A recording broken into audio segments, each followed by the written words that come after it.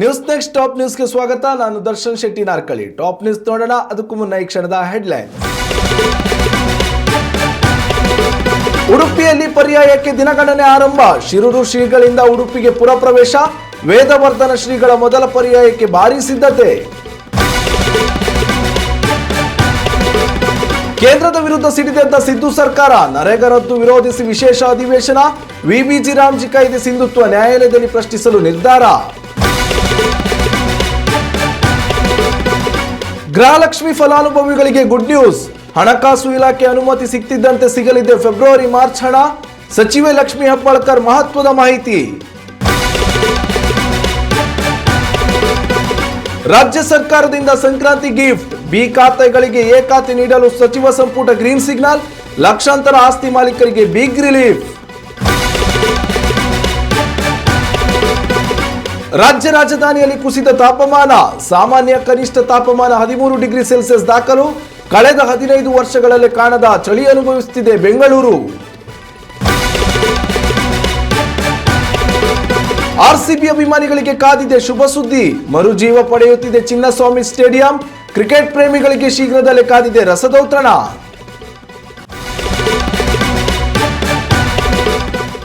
ಉಡುಪಿ ಪರ್ಯಾಯದ ಪಾರಂಪರಿಕ ಇತಿಹಾಸದಲ್ಲಿ ಮತ್ತೊಂದು ಮಹತ್ವದ ಕ್ಷಣಗಣನೆ ಶುರುವಾಗಿದೆ.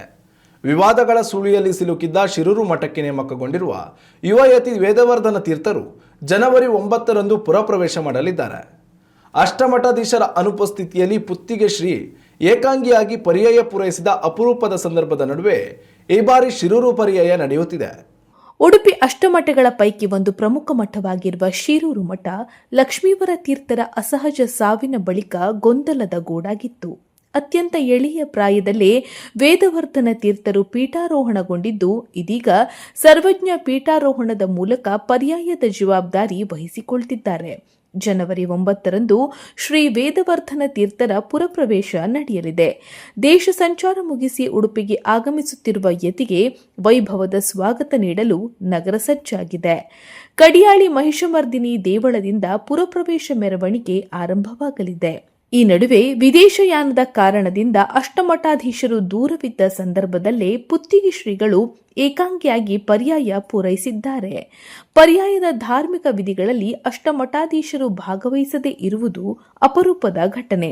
ಆದರೂ ಪುತ್ತಿಗೆ ಶ್ರೀಗಳು ಅದ್ದೂರಿಯಾಗಿಯೇ ತಮ್ಮ ಪೂಜಾವಧಿ ಪೂರ್ಣಗೊಳಿಸಿದ್ದಾರೆ. ಶಿರೂರು ಪರ್ಯಾಯಕ್ಕೆ ಆಮಂತ್ರಿತ ಅಷ್ಟಮಠಾಧೀಶರಿಗೆ ಆಹ್ವಾನ ನೀಡಲಾಗಿದೆ. ಎಲ್ಲಾ ಮಠಾಧೀಶರ ಸಾನ್ನಿಧ್ಯದಲ್ಲಿ ಪರ್ಯಾಯ ನಡೆಯಲಿದೆ ಎಂಬ ನಿರೀಕ್ಷೆ ಇದೆ. ಧಾರ್ಮಿಕ ವಲಯದಲ್ಲಿ ಈ ಪರ್ಯಾಯದ ಬಗ್ಗೆ ವಿಶೇಷ ಕುತೂಹಲ ಕಂಡುಬರ್ತಿದೆ. ಇತ್ತ ನಾಡಹಬ್ಬವಾದ ಉಡುಪಿ ಪರ್ಯಾಯಕ್ಕೆ ಸರ್ಕಾರದ ಅನುದಾನ ಇಲ್ಲದಿರುವ ಬಗ್ಗೆಯೂ ಪ್ರಶ್ನೆಗಳು ಎದ್ದಿವೆ. ಆದರೆ ಸ್ಥಳೀಯ ತೆರಿಗೆ ಸಂಗ್ರಹದ ಹಣವನ್ನು ಬಳಸಿಕೊಳ್ಳಲು ಸರ್ಕಾರ ಅವಕಾಶ ನೀಡಿದೆ. ಉಡುಪಿ ಜಿಲ್ಲೆಯ 5 ಕ್ಷೇತ್ರಗಳಿಗೆ ಸಂಬಂಧಿಸಿದ ನಿಧಿಯಿಂದ 6 ಕೋಟಿ ರೂಪಾಯಿ ಬಳಸಿಕೊಳ್ಳಲು ಗ್ರೀನ್ ಸಿಗ್ನಲ್ ನೀಡಲಾಗಿದೆ. ಈ ಹಣವನ್ನು ನಗರ ರಸ್ತೆ ಹಾಗೂ ಮೂಲಭೂತ ಸೌಕರ್ಯ ಅಭಿವೃದ್ಧಿಗೆ ಬಳಸಲಾಗುತ್ತಿದೆ. ಒಟ್ಟಾರೆ ಶಿರೂರು ಪರ್ಯಾಯ ಧಾರ್ಮಿಕ ಇತಿಹಾಸದ ಹೊಸ ಅಧ್ಯಾಯವಾಗುತ್ತಿದೆ. ಯುವಯತಿಯ ಪೀಠಾರೋಹಣ, ಏಕಾಂಗಿಯಾಗಿ ಪೂರ್ಣಗೊಂಡ ಪುತ್ತಿಗೆ ಪರ್ಯಾಯ ಮತ್ತು ಅನುದಾನ ಗೊಂದಲ, ಈ ಎಲ್ಲದರ ನಡುವೆ ಉಡುಪಿ ಪರ್ಯಾಯಕ್ಕೆ ಕ್ಷಣಗಣನೆ ಆರಂಭವಾಗಿದೆ. ಶಿರೂರು ಪರ್ಯಾಯ ಪರಂಪರೆ, ಪರಿವರ್ತನೆ ಮತ್ತು ಪ್ರಶ್ನೆಗಳ ನಡುವೆ ನಾಡಹಬ್ಬದ ಕಿರಣ ಮತ್ತೆ ಉಡುಪಿಯಲ್ಲಿ ಮೂಡುತ್ತಿದೆ. Ashwath Acharya, news next Udupi. ಉತ್ತಮ ಸಂಸ್ಕಾರಯುತ ಶಿಕ್ಷಣದೊಂದಿಗೆ VSS English medium CBSE school Udupi Muddur. ನರ್ಸರಿಯಿಂದ 10ನೇ ತರಗತಿವರೆಗೆ ಶಿಕ್ಷಣದ ಜೊತೆಗೆ 5ರಿಂದ 10ನೇ ತರಗತಿವರೆಗಿನ ವಿದ್ಯಾರ್ಥಿನಿಯರಿಗೆ ಉತ್ತಮ ಹಾಸ್ಟೆಲ್ ಸೌಲಭ್ಯವೂ ಇದೆ. ನಿಮ್ಮ ಮಕ್ಕಳ ಪ್ರವೇಶಾತಿಗಾಗಿ ಈ ಸಂಖ್ಯೆಗೆ ಕರೆ ಮಾಡಿ. ನರೇಗಾ ಯೋಜನೆಯನ್ನ ರದ್ದುಗೊಳಿಸಿ ರಾಮ್ಜಿ ಎಂದು ಮರುನಾಮಕರಣ ಮಾಡಿರುವ ಕೇಂದ್ರ ಸರ್ಕಾರದ ವಿರುದ್ಧ ಹೋರಾಟ ನಡೆಸಲು ರಾಜ್ಯ ಸರ್ಕಾರ ನಿರ್ಧರಿಸಿದೆ. ಸಚಿವ ಸಂಪುಟ ಸಭೆಯಲ್ಲಿ ಈ ವಿಚಾರವನ್ನು ಚರ್ಚಿಸಲಾಗಿದ್ದು, ವಿಬಿಜಿ ರಾಮ್ಜಿ ಕಾಯ್ದೆಯ ಸಿಂಧುತ್ವ ಪ್ರಶ್ನಿಸಿ ನ್ಯಾಯಾಲಯದ ಮೊರೆ ಹೋಗಲು ಸಿದ್ದರಾಮಯ್ಯ ನೇತೃತ್ವದ ಸರ್ಕಾರ ನಿರ್ಧರಿಸಿದೆ. ಇದು ಮಾತ್ರವಲ್ಲದೆ ನರೇಗಾ ಯೋಜನೆ ಮರುಜಾರಿಗೊಳಿಸುವಂತೆ ಆಗ್ರಹಿಸಿ ನಿರ್ಣಯ ಅಂಗೀಕರಿಸಲು ಶೀಘ್ರವೇ 2 ದಿನಗಳ ವಿಧಾನಮಂಡಲದ ವಿಶೇಷ ಅಧಿವೇಶನ ಕರೆಯಲು ನಿರ್ಧರಿಸಲಾಗಿದೆ. ಈ ವಿಚಾರವಾಗಿ ಸಭೆಯಲ್ಲಿ ಮಾತನಾಡಿದ ಮುಖ್ಯಮಂತ್ರಿ ಸಿದ್ದರಾಮಯ್ಯ, ಮನಮೋಹನ್ ಸಿಂಗ್ ದೇಶದ ಪ್ರಧಾನಿಯಾಗಿದ್ದ ಸಂದರ್ಭದಲ್ಲಿ ಈ ಯೋಜನೆ ಜಾರಿಗೆ ತರಲಾಗಿತ್ತು. ಗ್ರಾಮೀಣ ಪ್ರದೇಶದ ಜನತೆಗೆ ಉದ್ಯೋಗ ಒದಗಿಸಿ ಆರ್ಥಿಕ ಭದ್ರತೆ ನೀಡುವುದು ಈ ಯೋಜನೆಯ ಉದ್ದೇಶವಾಗಿತ್ತು. ಆದರೆ ಸಂಘ ಪರಿವಾರದವರ ಮಾತನ್ನ ಕೇಳಿ ಕೇಂದ್ರ ಸರ್ಕಾರ ಈ ಯೋಜನೆಯಿಂದ ಮಹಾತ್ಮ ಗಾಂಧಿಯವರ ಹೆಸರು ಕೈಬಿಟ್ಟಿದೆ. ಈ ಮೂಲಕ ಮತ್ತೊಮ್ಮೆ ದೇಶದಲ್ಲಿ ಮಹಾತ್ಮ ಗಾಂಧಿಯವರನ್ನು ಕೊಲೆಗೈಯಲಾಗಿದೆ ಎಂದು ಕಿಡಿಕಾರಿದ್ದಾರೆ.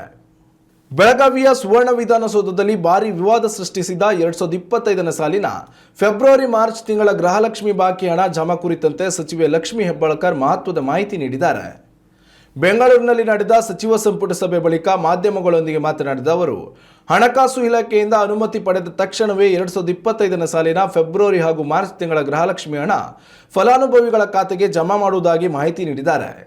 2 ತಿಂಗಳ ಗೃಹಲಕ್ಷ್ಮಿ ಯೋಜನೆ ಹಣ ಬಿಡುಗಡೆ ಕುರಿತಂತೆ ಈಗಾಗಲೇ ಮುಖ್ಯಮಂತ್ರಿ ಬಳಿ ಮಾತನಾಡಿದ್ದು, ಈ ಬಗ್ಗೆ ಮುಖ್ಯಮಂತ್ರಿಗಳು ಕೂಡ ಸದನದಲ್ಲಿ ಉತ್ತರ ಕೊಟ್ಟಿದ್ದಾರೆ.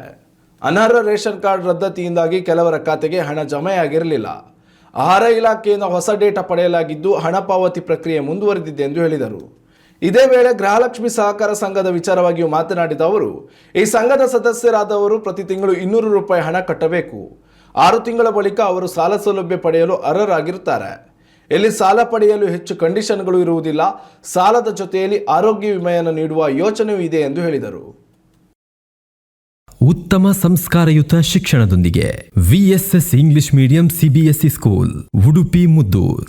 ನರ್ಸರಿಯಿಂದ 10ನೇ ತರಗತಿವರೆಗೆ ಶಿಕ್ಷಣದ ಜೊತೆಗೆ 5ರಿಂದ 10ನೇ ತರಗತಿವರೆಗಿನ ವಿದ್ಯಾರ್ಥಿನಿಯರಿಗೆ ಉತ್ತಮ ಹಾಸ್ಟೆಲ್ ಸೌಲಭ್ಯವೂ ಇದೆ. ನಿಮ್ಮ ಮಕ್ಕಳ ಪ್ರವೇಶಾತಿಗಾಗಿ ಈ ಸಂಖ್ಯೆಗೆ ಕರೆ ಮಾಡಿ. ಬೆಂಗಳೂರಿನಲ್ಲಿ ಆಸ್ತಿ ಹೊಂದಿರುವವರಿಗೆ ರಾಜ್ಯ ಸರ್ಕಾರ ಬಂಪರ್ ಉಡುಗೊರೆ ನೀಡಿದೆ. ರಾಜ್ಯದ ನಗರ ಪ್ರದೇಶಗಳಲ್ಲಿ ಇರುವ ಎಲ್ಲ ಬಿ ಖಾತಾ ಆಸ್ತಿಗಳಿಗೆ ಎ ಖಾತಾ ಮಾನ್ಯತೆ ನೀಡುವ ಮಹತ್ವದ ತೀರ್ಮಾನಕ್ಕೆ ಸಂಪುಟ ಸಭೆಯಲ್ಲಿ ಗ್ರೀನ್ ಸಿಗ್ನಲ್ ನೀಡಲಾಗಿದೆ. ಗ್ರೇಟರ್ ಬೆಂಗಳೂರು ಅಥಾರಿಟಿ ಮಾದರಿಯಲ್ಲಿ ಈ ವ್ಯವಸ್ಥೆಯನ್ನು ರಾಜ್ಯದ ಎಲ್ಲ ನಗರ ಸ್ಥಳೀಯ ಸಂಸ್ಥೆಗಳ ವ್ಯಾಪ್ತಿಗೂ ವಿಸ್ತರಿಸಲು ರಾಜ್ಯ ಸರ್ಕಾರ ನಿರ್ಧರಿಸಿದೆ. ಸಿಎಂ ಸಿದ್ದರಾಮಯ್ಯ ನೇತೃತ್ವದಲ್ಲಿ ವಿಧಾನಸೌಧದಲ್ಲಿ ನಡೆದ ಸಚಿವ ಸಂಪುಟ ಸಭೆಯಲ್ಲಿ ಈ ನಿರ್ಣಯ ಕೈಗೊಳ್ಳಲಾಗಿದೆ. ರಾಜ್ಯದ ಮಹಾನಗರ ಪಾಲಿಕೆ, ನಗರಸಭೆ ಮತ್ತು ಇತರೆ ನಗರ ಸ್ಥಳೀಯ ಸಂಸ್ಥೆಗಳ ವ್ಯಾಪ್ತಿಯಲ್ಲಿ ಇರುವ ಸುಮಾರು 10 ಲಕ್ಷಕ್ಕೂ ಹೆಚ್ಚು ಬಿ ಖಾತಾ ಆಸ್ತಿಗಳಿಗೆ ಎ ಖಾತಾ ಮಾನ್ಯತೆ ಶೀಘ್ರದಲ್ಲೇ ಸಿಗಲಿದೆ. ಏನಿದು ಎ ಖಾತಾ ಮತ್ತು ಬಿ ಖಾತಾ ಆಸ್ತಿ ಎಂದು ನೋಡೋದಾದರೆ, ಆಸ್ತಿಗಳ ನೋಂದಣಿ ಸಂದರ್ಭದಲ್ಲಿ ಈ ರೀತಿ ಎ ಮತ್ತು ಬಿ ಎಂದು ವರ್ಗೀಕರಣ ಮಾಡಲಾಗುತ್ತದೆ. ಎ ಖಾತಾ ಸಂಪೂರ್ಣ ಕಾನೂನು ಮಾನ್ಯತೆ ಹೊಂದಿದ್ದು ಬ್ಯಾಂಕ್ ಸಾಲ, ಕಟ್ಟಡ ನಿರ್ಮಾಣ ಪರವಾನಗಿ, ವ್ಯಾಪಾರ ಪರವಾನಗಿ ಸೇರಿದಂತೆ ಎಲ್ಲ ಸೌಲಭ್ಯಗಳನ್ನು ಹೊಂದಿರುತ್ತದೆ. ಆದರೆ ಬಿ ಖಾತಾ ಆಸ್ತಿಯು ಸಕ್ರಮ ಪ್ರಾಧಿಕಾರದ ಅನುಮೋದನೆ ಇಲ್ಲದೆ ರಚಿಸಿದ ಬಡಾವಣೆಗಳು, ನಿಯಮ ಉಲ್ಲಂಘಿಸಿ ನಿರ್ಮಾಣಗೊಂಡ ಕಟ್ಟಡಗಳಿಗೆ ನೀಡಲಾಗುತ್ತದೆ. ಇದರಿಂದ ಬಿ ಖಾತಾ ಆಸ್ತಿಗಳಿಗೆ ಸಾಲ ಸಿಗುವುದು ಕಷ್ಟವಾಗುತ್ತದೆ. ಏನು ಇದರಿಂದ ಸರ್ಕಾರಕ್ಕೇನು ಲಾಭ ಅನ್ನೋದನ್ನು ನೋಡೋದಾದ್ರೆ, ಒಂದು ಕಡೆ ಬಿ ಖಾತಾ ಆಸ್ತಿ ಹೊಂದಿರುವವರಿಗೆ ಎ ಖಾತೆಗೆ ಮೇಲ್ದರ್ಜೆಗೆ ಇರುವ ಮೂಲಕ ಎಲ್ಲ ರೀತಿಯ ಸೌಲಭ್ಯ ದೊರೆಯುತ್ತದೆ ಎಂಬುದು ಒಂದೆಡೆ ಆದರೆ, ಬಿ ಖಾತೆಯಿಂದ ಎ ಖಾತೆಗೆ ತಮ್ಮ ಆಸ್ತಿಯನ್ನು ಮೇಲ್ದರ್ಜೆಗೇರಿಸಲು ದಂಡ ಪಾವತಿ ಮಾಡಬೇಕಾಗುತ್ತದೆ. ಈ ದಂಡದ ಮೌಲ್ಯ ಎಷ್ಟು ಎಂಬುದನ್ನು ರಾಜ್ಯ ಸರ್ಕಾರ ಇನ್ನೂ ಬಹಿರಂಗಪಡಿಸಿಲ್ಲ. ಈ ದಂಡದ ಮೊತ್ತದಿಂದ ರಾಜ್ಯ ಸರ್ಕಾರ ತನ್ನ ಬೊಕ್ಕಸ ತುಂಬಿಸಿಕೊಳ್ಳಲಿದೆ. ರಾಜ್ಯದಾದ್ಯಂತ ಈ ಬಾರಿ ವಾಡಿಕೆಗಿಂತ ಹೆಚ್ಚು ಚಳಿಯ ವಾತಾವರಣವಿದೆ. ಈ ನಡುವೆ ರಾಜ್ಯ ರಾಜಧಾನಿ ಬೆಂಗಳೂರು ಜನವರಿ ತಿಂಗಳಲ್ಲಿ ಅತ್ಯಧಿಕ ಪ್ರಮಾಣದಲ್ಲಿ ಚಳಿ ಕಂಡಿದೆ. ಕಳೆದ 15 ವರ್ಷಗಳಲ್ಲೇ ಕಾಣದಂತಹ ಚಳಿ ಈ ವರ್ಷ ದಾಖಲಾಗಿದೆ ಎನ್ನಲಾಗಿದೆ.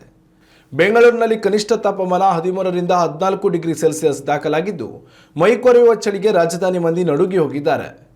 ಕಳೆದ 1.5 ದಶಕಗಳಲ್ಲಿ ದಾಖಲೆಯ ಚಳಿ ಇದಾಗಿದ್ದು, ಮುಂದಿನ 5 ದಿನಗಳ ಕಾಲ ಇದೇ ವಾತಾವರಣ ಮುಂದುವರೆಯಲಿದೆ ಎಂದು ಐಎಂಡಿ ಮಾಹಿತಿ ನೀಡಿದೆ.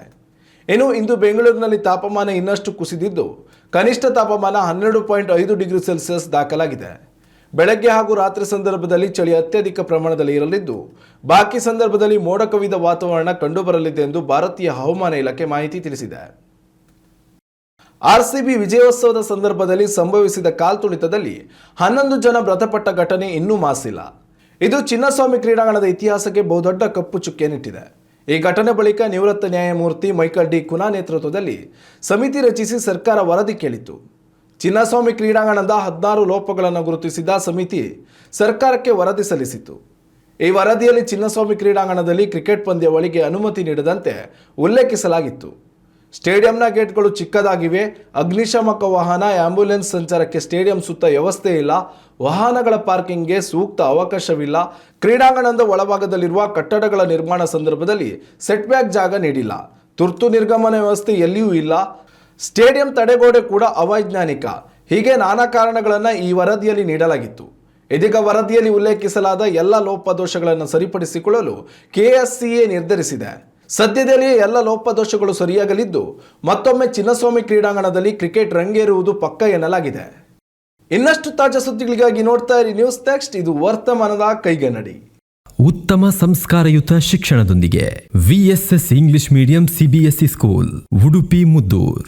ನರ್ಸರಿಯಿಂದ 10ನೇ ತರಗತಿವರೆಗೆ ಶಿಕ್ಷಣದ ಜೊತೆಗೆ 5ರಿಂದ 10ನೇ ತರಗತಿವರೆಗಿನ ವಿದ್ಯಾರ್ಥಿನಿಯರಿಗೆ ಉತ್ತಮ ಹಾಸ್ಟೆಲ್ ಸೌಲಭ್ಯವೂ ಇದೆ. ನಿಮ್ಮ ಮಕ್ಕಳ ಪ್ರವೇಶಾತಿಗಾಗಿ ಈ ಸಂಖ್ಯೆಗೆ ಕರೆ ಮಾಡಿ.